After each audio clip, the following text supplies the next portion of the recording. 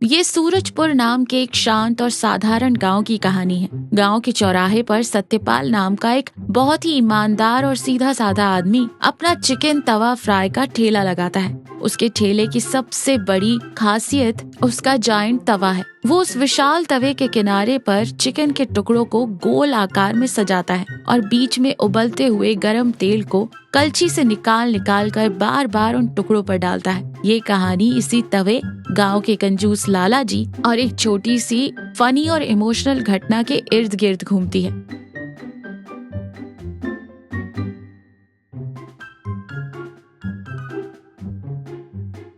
चंपा थोड़ी झुंझलाहट के साथ प्याज काटते हुए कहती है, अजी सुनते हो, दिन में 1-1.5 घंटा जब तक इस काले लोहे के तवे को नहला धुला ना लो, आपको चैन ही नहीं मिलता क्या? इतनी ही श्रद्धा दिखानी है तो थोड़ा ध्यान मुझ पर भी दे दिया करो। मेरी कलाइयों में इस वक्त लोहे की जगह सोने की चूड़ियाँ होती। हमारी सारी मेहनत और कमाई तो इसी ठेले के इर्द गिर्द घूमकर खत्म हो जाती है। सत्यपाल मुस्कुराते हुए तवे पर प्यार से हाथ फेरते हुए कहता है, चंपा रानी, तुम इसे सिर्फ एक लोहे का तवा समझती हो, पर मेरे लिए ये हमारा पेट पालने वाला कल्प वृक्ष है। तुम्हें पता है चंपा, मेरे हाथों में जो स्वाद है और गांव वाले जो मेरी दुकान के दीवाने हैं, उसकी वजह सिर्फ मसाले नहीं है, वजह है यह तवा और इसे बनाने का मेरा तरीका। चंपा थोड़ा शांत होकर मजे लेते हुए कहती है, हाँ पता है मुझे। शहर में आजकल लोग बिजली की मशीनों में रहकर आराम से बिना धुएं के चिकन भून लेते हैं। आप भी वैसी ही मशीन ले आओ तो रोज की झंझट खत्म हो जाएगी। सत्यपाल आंखें बड़ी करके पूरे भावुक अंदाज में कहता है, बिजली की मशीन? अरे चंपा, उस मशीन से पेट तो भर सकता है पर आत्मा तृप्त नहीं होती। मेरी कारीगरी तो देखो, बीच में खौलता हुआ तेल किसी हवन कुंड की तरह उबलता है और उसके चारों तरफ गोल घेरे में चिकन के टुकड़े किसी सेना की तरह खड़े होते हैं। जब मैं बीच में से उबलता हुआ तेल कलछी में भरकर उन गोल सजे हुए टुकड़ों पर डालता हूँ और जो छन्न की आवाज आती है, आहा, मुझे तो ऐसा लगता है जैसे कोई संगीत बज रहा हो। गाँव वाले इसे ऐसे ही थोड़ी तवा चक्रव्यूह कहते हैं। चंपा मुस्कुराकर सिर हिलाते हुए कहती है, चलिए अब अपने इस तवा चक्रव्यूह की गाथा बंद कीजिए और ठेला लगाने की तैयारी कीजिए। और हाँ, शाम को उस कंजूस लाला जी से थोड़ा बचकर रहना, उन्हें मुफ्त में खाने की बहुत बुरी आदत है। सत्यपाल बहुत ही शांत स्वभाव से कहता है, अरे बेचारी जान है चंपा, खुशबू सूंघ कर खींचे चले आते हैं। बड़े बुजुर्ग हैं, अगर उनका मन ललचाता है तो खुश होने दो उन्हें। सत्यपाल ठेले पर पूरी मेहनत से काम कर रहा है। तवे के बीच में तेल खौल रहा है।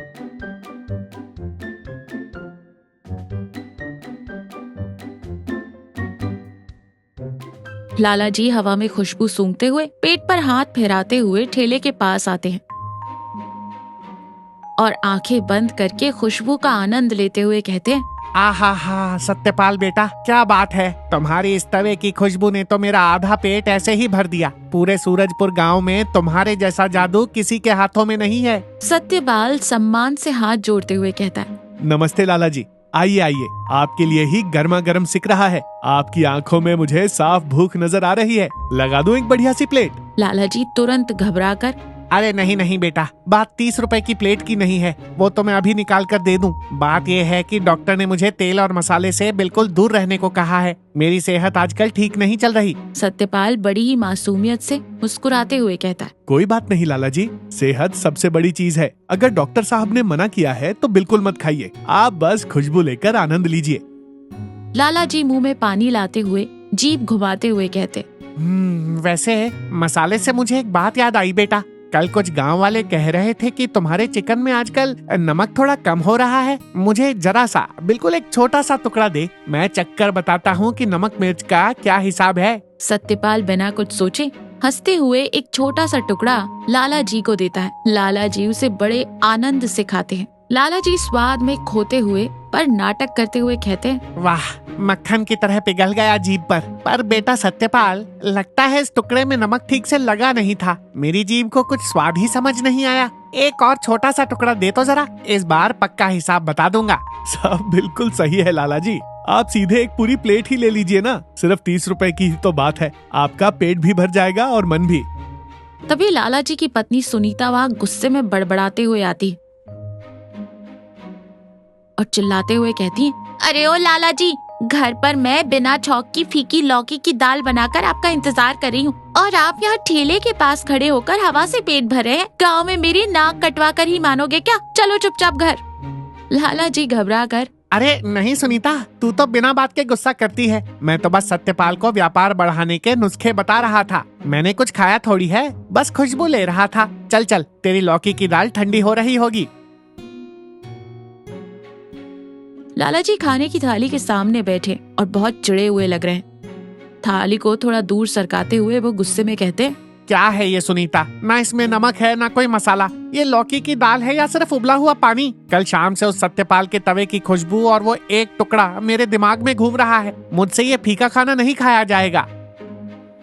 तो निकालिए अपनी जेब से 30 रुपए और जाकर शान से खरीद कर खाइए। अपनी कंजूसी का गुस्सा मुझ पर क्यों निकाल रहे हैं? आपको तो 30 रुपए खर्च करने में जान निकलती है। लाला जी हैरानी से छाती पर हाथ रखते हुए कहते, पैसे? और वो भी मैं निकालूं? कैसी डरावनी बातें कर रही हो सुनीता तुम। 30 रुपए की अहमियत जानती हो तुम? बिना एक भी पैसा खर्च किए मुफ्त में वो मसालेदार चिकन कैसे खाना है? इसके लिए मैंने रात भर जाग कर एक गजब का प्लान सोचा है। सुनीता थोड़ा उत्सुक होकर आगे झुकते हुए कहती है, मुफ्त में? वो कैसे लाला जी? आपके शातिर दिमाग में फिर कोई आइडिया आ गया? लाला जी आंख मारते हुए धीरे से फुसफुसाते हुए कहते, आज शाम को तू अपने साथ एक छोटी सी स्टील की कटोरी अपनी साड़ी के पल्लू में छिपाकर ठेले पर चलना। मैं जाकर सत्यपाल को विज्ञान और गणित के कुछ उल्टे सीधे सवालों में उलझा लूंगा। जैसे ही उसका ध्यान भटकेगा तो चुपके से तवे के किनारे वाले टुकड़े अपनी कटोरी में सरका लेना और सीधे घर आ जाना। किसी को हवा तक नहीं लगेगी। सुनीता चेहरे पर चमक लाते हुए कहती है, अरे वाह, दिमाग तो आपका सच में बहुत तेज है। आज शाम को बिल्कुल ऐसा ही करेंगे। आज तो घर में मुफ्त की दावत होगी। सत्यपाल तवे के बीच से तेल निकालकर चिकन पर डाल रहा है। लाला जी और सुनीता ठेले के पास आते हैं। सुनीता ने पल्लू के नीचे कटोरी छुपाई हुई है। लाला जी बहुत ही गंभीर और जिज्ञासु होने का नाटक करते हैं और कहते हैं, सत्यपाल बेटा, थोड़ा खाली है क्या? मेरे मन में कल रात से एक बड़ा ही गहरा वैज्ञानिक सवाल घूम रहा है। पूछूं क्या? सत्यपाल अपना काम रोककर विनम्रता से कहता है, मुझसे लाला जी? मैं तो कोई पढ़ा लिखा इंसान नहीं हूँ, बस एक मामूली सा ठेले वाला हूँ। फिर भी पूछिए, अगर मुझे पता होगा तो जरूर बताऊंगा। लाला जी सत्यपाल को पूरी तरह अपने बातों में फंसाते हैं। मैं ये सोच रहा था कि तेरा ये जो तवा है ये गोल क्यों है बेटा? अगर ये चौकोर होता तो इसके 4 कोनों में ज्यादा चिकन के टुकड़े आ जाते ना, तेरा मुनाफा बढ़ जाता। और हाँ, ये जो तेल उबल रहा है इसका तापमान कितने डिग्री है? कभी थर्मामीटर लगाकर नापा है तूने? सत्यपाल पूरी तरह उलझकर सोच में पड़ जाता है। तापमान? वो तो नहीं पता लाला जी। और चौकोर तवे में तेल सब जगह बराबर नहीं फैलता ना। गोल होता है तभी तो मेरा तवा चक्रव्यूह बनता है। और सत्यपाल जब लाला जी को समझाने में मगन है, तभी सुनीता धीरे से अपनी कटोरी निकालती है और तवे के किनारे से चिकन के टुकड़े उसमें सरकाना शुरू कर देती है। हड़बड़ाहट में उसके हाथ थोड़े कांप रहे थे। तभी घर से ठेले की तरफ आ रही चंपा की नजर सुनीता पर पड़ जाती है। चंपा दौड़ के आती है और बहुत जोर से चिल्लाते हुए कहती है, अरे ये क्या हो रहा है? दिन दहाड़े हमारे ठेले पर चोरी? काकी, ये आपके पल्लू के नीचे कटोरी में क्या है? चंपा की तेज आवाज सुनकर सब चौंक जाते हैं। सुनीता के हाथ से घबराहट में वो कटोरी छूट जाती है। कटोरी जमीन पर गिरती है और सारे टुकड़े मिट्टी में मिल जाते हैं। सत्यपाल सब कुछ देखकर स्तब्ध रह जाता है। क्या लाला जी, साइंस, गणित और तापमान के बहाने मेरे पति को बातों में उलझाकर पीछे से यह घटिया चोरी? क्या यही आपकी इज्जत है गांव में? उम्र के इस पड़ाव में ऐसी हरकतें करते शर्म नहीं आती आपको? सुनीता बुरी तरह कांपते हुए और हड़बड़ाकर झूठ बोलते हुए कहती है, अरे चंपा, मुझे गलत मत समझ बेटा। मैं कोई चोरी नहीं कर रही थी। मैं तो बस कटोरी में निकालकर चेक कर रही थी कि चिकन अंदर से ठीक से पका है या नहीं। चंपा कठोरता से ताना मारते हुए कहती है, पका है या नहीं ये चेक करने के लिए आप घर से खास स्टील की कटोरी लेकर आई थी काकी? क्या आप लोग 30 रुपए खर्च करने लायक भी नहीं बचे? आपके पास कितनी संपत्ति है ये पूरे सूरजपुर को पता है, फिर भी ऐसा नीच काम कर रहे हैं आप दोनों। सत्यपाल बहुत ही शांत लेकिन भारी और उदास आवाज में कहता है, चंपा, शांत हो जाओ। बस करो, अब तुम इन्हें एक शब्द भी नहीं कहोगी, ये हमसे बड़े हैं। फिर लाला जी की तरफ मुड़कर, लाला जी, आप गांव के सबसे रईस इंसान हैं। पैसा, रुतबा, हैसियत सब है आपके पास। हम तो रोज कमाने खाने वाले मामूली लोग हैं। सिर्फ 30 रुपए के लिए आपने इतना बड़ा नाटक किया। लाला जी, अगर आप एक बार हक से मुझसे कहते कि सत्यपाल मुझे खाना है पर मेरे पास पैसे नहीं है, तो मैं खुद अपने हाथों से प्लेट भरकर आपको खिलाता। मैंने कभी किसी को भूखा नहीं लौटाया, पर आपने तो साजिश करके मुझे धोखा दिया। मेरी मेहनत, मेरी कला का मजाक बना दिया। मुझे बहुत दुख हुआ लाला जी। अब आप लोग यहाँ से चले जाइए। लाला जी और सुनीता शर्म के मारे जमीन में गड़े जा रहे हैं। उनके पास सत्यपाल की बातों का कोई जवाब नहीं। वो बिना एक भी शब्द बोले सिर झुकाए भारी कदमों से वहाँ से चले जाते हैं। लाला जी और सुनीता अपने घर के बरामदे में बहुत उदास और गुमसुम बैठे हैं। सुनीता रोते हुए कहती है, लाला जी, मुझे रात भर एक पल के लिए भी नींद नहीं आई। जो घटिया काम हमने कल किया है, उसके बाद मुझे खुद अपनी शक्ल आईने में देखने में शर्म आ रही है। चंद रुपयों के लिए हमने अपनी सारी इज्जत उस मिट्टी में मिला दी। लाला जी भी गहरी सांस छोड़ते हुए भारी पश्चाताप के साथ कहते, गलती तुम्हारी नहीं है सुनीता, वो लालची और गंदा प्लान मेरा था। मेरी इस पैसे की हवस और कंजूसी ने मुझे कितना अंधा कर दिया था, ये कल मुझे उस गरीब सत्यपाल की आंखों में देखकर समझ आया। वो पैसे से गरीब है, पर उसका दिल हमसे बहुत बड़ा है। आज शाम को हम दोनों उसके पास जाएंगे और उससे माफी मांगेंगे। इस अपराध बोध के साथ मैं नहीं जी सकता। सत्यपाल चुपचाप अपना ठेला लगा रहा है। लाला जी और सुनीता धीरे धीरे वहां आते। लाला जी अपने दोनों हाथ जोड़कर कांपती आवाज में कहते, सत्यपाल बेटा, चंपा बेटी, कल हमने जो किया वो हमारी जिंदगी की सबसे बड़ी भूल थी। हम अपनी कंजूसी में अंधे हो गए थे। कृपया हमें माफ कर दो बेटा। हमने तुम्हारी मेहनत और तुम्हारी भावनाओं को ठेस पहुंचाई है। अरे लाला जी, ये आप क्या कर रहे हैं? आप मुझे हाथ जोड़ रहे हैं? मुझे पाप लगेगा। हाथ नीचे कीजिए, आप बड़े हैं, ऐसी बातें मत कहिए। लाला जी रोते हुए भावुक होकर कहते, नहीं बेटा, कल तूने मुझे दिखा दिया कि इंसानियत और मेहनत की कमाई के आगे मेरे पैसे की कोई हैसियत नहीं है। मैं अनपढ़ हूँ और तू सबसे बड़ा ज्ञानी है बेटा।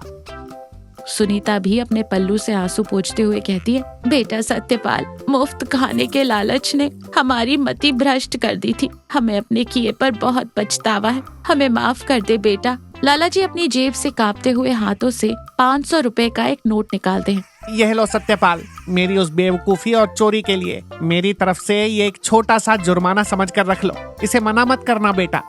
लाला जी, ये पैसे आप अपने पास ही रखिए। आपने आकर अपनी गलती मान ली। मेरे लिए यह करोड़ों रुपयों से बढ़कर है। मुझे आपके पैसे नहीं चाहिए, बस मेरे काम के लिए आपका प्यार और आशीर्वाद चाहिए। चंपा माहौल की उदासी को दूर करते हुए एक प्यारी सी मुस्कान के साथ कहती है, हाँ काकी, पैसों का क्या है, आज है कल नहीं। पर हाँ, एक बात जरूर याद रखिएगा, अगली बार जब भी गरम गरम चिकन खाने का मन करे तो घर से वो स्टील की कटोरी लेकर मत आना। हमारे ठेले पर आप लोगों के लिए प्लेटों की कोई कमी नहीं है। चंपा की इस मजाकिया बात पर वहाँ खड़े सभी लोग एक साथ हंस पड़े। कल रात से जो एक भारीपन था, वो इस हंसी के साथ छूमंतर हो गया। सत्यपाल खुशी से अपनी करची उठाते हुए बोला, तो फिर बताइए लाला जी, लगा दूं आपके लिए अपने तवा चक्रव्यूह की सबसे बढ़िया प्लेट? लाला जी भी उत्साह से बोले, अरे एक नहीं सत्यपाल, आज तो पूरे 4 प्लेट लगा। मैं घर भी लेकर जाऊंगा। और हाँ, इस बार पैसे मैं खुद अपनी खुशी से दे दूंगा, वो भी पूरे। कोई छूट नहीं चाहिए मुझे। सत्यपाल एक बड़ी सी मुस्कान के साथ अपने विशाल तवे पर चिकन के टुकड़े सजाता है। बीच से उबलता हुआ तेल निकालकर टुकड़ों पर डालता है। छन्न की एक जोरदार और सुरीली आवाज आती है। सभी हंसते हैं और कहानी यहीं खत्म होती है।